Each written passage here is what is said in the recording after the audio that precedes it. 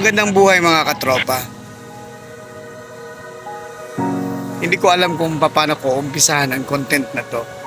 Dahil alam naman natin na ako po ay hindi talaga nagko-cover sa ganitong eksena. Dahil sa medyo mabigat sa kalooban kasi kahit na panoorin mo pa siya ulit. And I don't want to record those sad memories. Pero sa pagkakataong ito, in every rules, there is an exemption. Dahil gusto ko pang ihatid sa inyo ang isang mensahe ng isang buhay na dapat nating gampanan. Sa pagkakataong ito, sama-sama po ang tropa ng Kabalikatnet International Association Incorporated dahil po isa po sa mahal nating kasamahan ay na maalam na. Hindi siya magandang balita sa karamihan. Bagkus ito'y nakakalungkot dahil isa sa mga sanaligan sa samahan ay pumanaw. Sa pagkakataong ito, kinalimutan ko yung aking rules dito sa channel na ayoko mag-record ng sad moments. Especially pag ganitong event. Dahil gusto ko i-recall natin yung mga moments na kasama natin siya. Masayang eksena. At gusto kong magbalik tanaw doon sa panahon na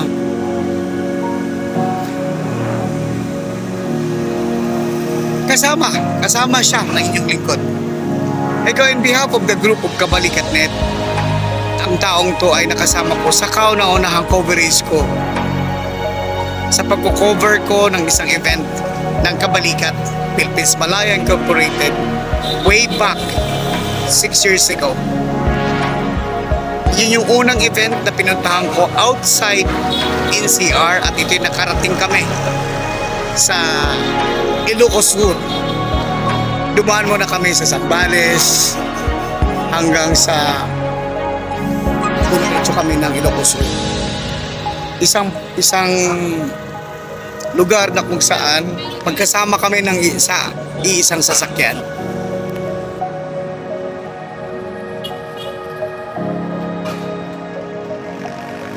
Medyo may katagalan na mga ilang araw na kaya pala ay hindi natin nakikita ang ating kasamahan. Dahil sa ito'y may iniindang ka sa karamdaman.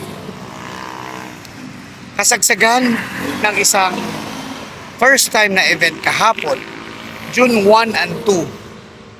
At lalong-lalo na kahapon, pumutok ang balita na isa sa mga kasamahan natin ay nangangailangan ng financial atensyon, medikal at kalinga.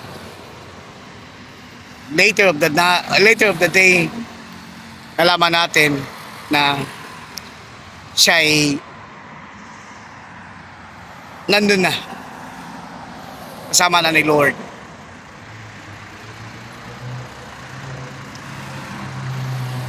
Ngayong gabi, mga katropa, sama-sama po ang mga opisyalis ng Nationals, especially po pamilyang Barakan, na bisitahin dito po sa location na to.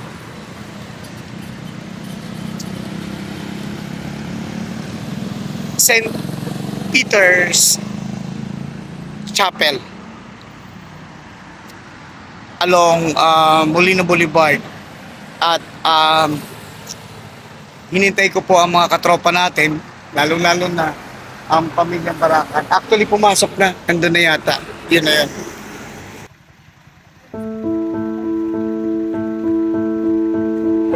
Hello, nanay. Bakit ka naging kanina? Di pa. Eh, parang kasunod ka namin. Hinintay ko kayo sa bungad. Bakit hindi ka namin nakita sa bungad? Sa bungad daw.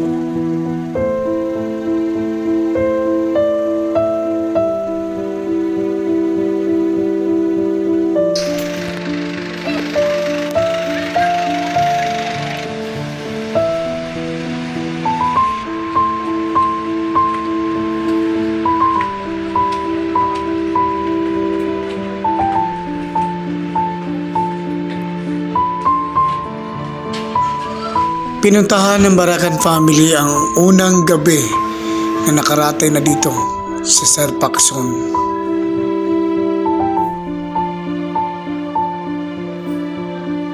Sinalubong kami ng kapatid at mga kaanak at bumungad sa inyong lingkod sa aming lahat ang picture niya na nakalagay pa ang call sign at ang kanyang national position po sa ating samahan. Bumuhos ang mga luha.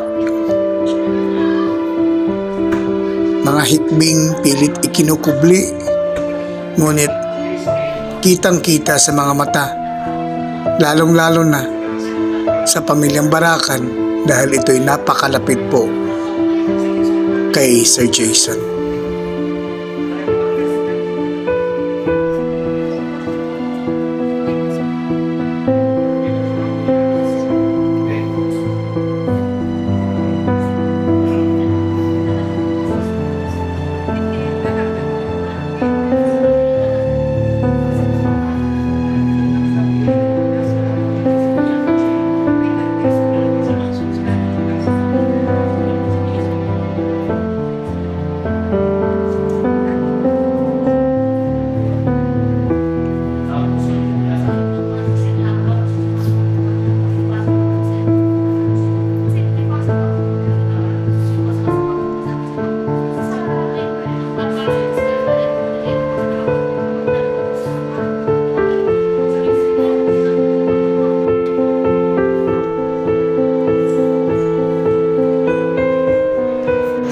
Sa picture, dala niya ang call sign at nakalagay Dala-dala niya talaga. National coordinator niya. No, sir. Devoted yan sa kabalikan.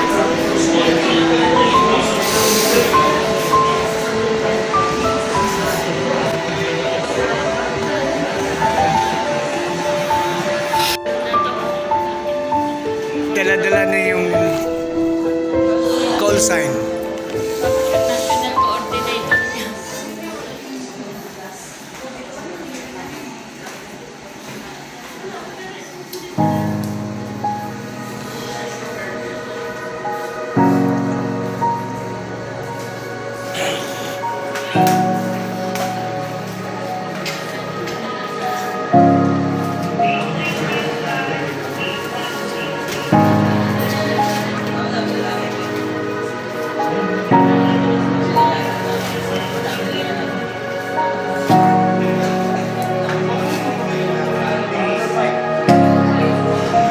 Nakakalungkot, nakakadurog ng puso, pero sino pa ba naman tayo humadlang sa kagustuhan ng Diyos para mangyari ang mga bagay na to?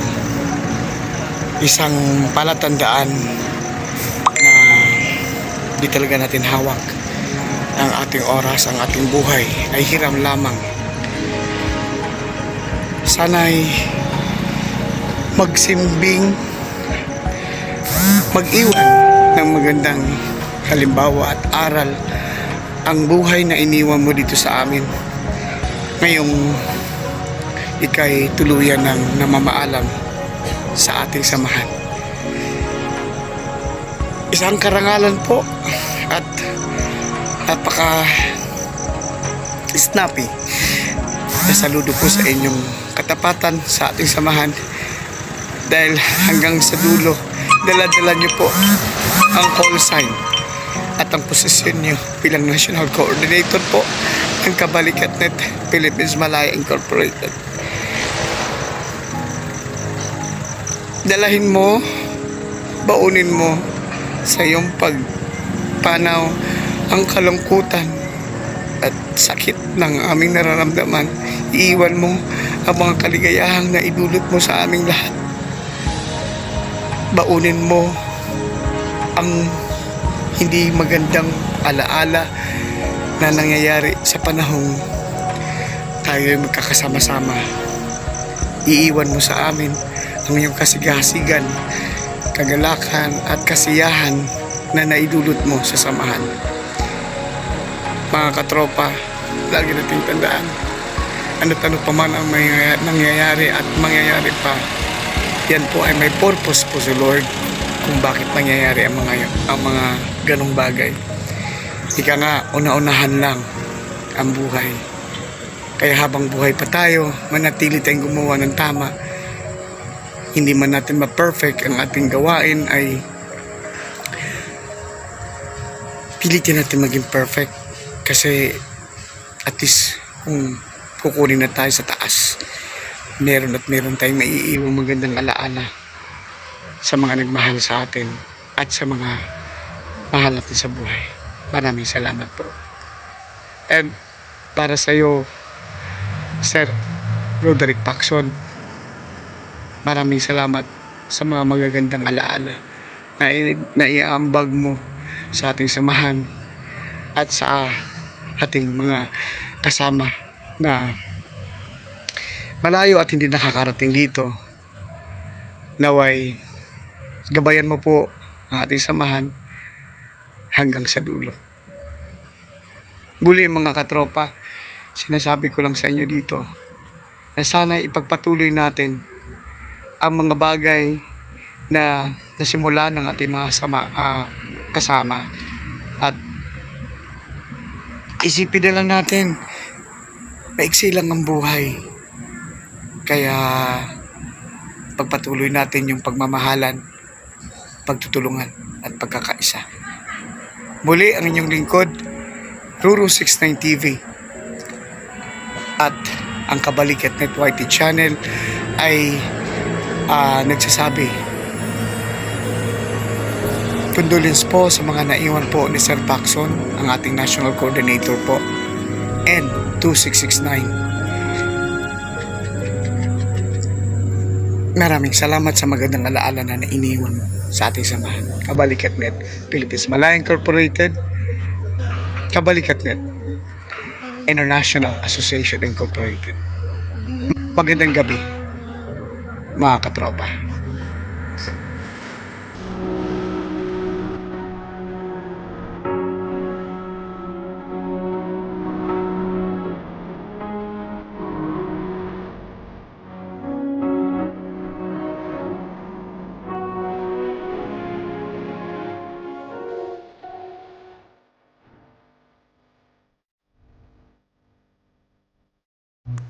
Abangan po ang tribute video para po kay Sir Pacson na upcoming na soon ipapalabas po dito sa channel. Maraming salamat po.